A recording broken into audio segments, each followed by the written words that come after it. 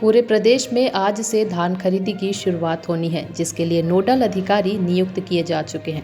बता दें, इस वर्ष जिले में 1 करोड़ 20 लाख मीट्रिक टन धान की खरीदी की जानी है, जिसे लेकर प्रशासन ने कमर कस ली है। वहीं अब तक 44 लाख बारदाना प्रशासन के पास उपलब्ध है, परंतु किसानों की चिंता भी बढ़ चुकी है।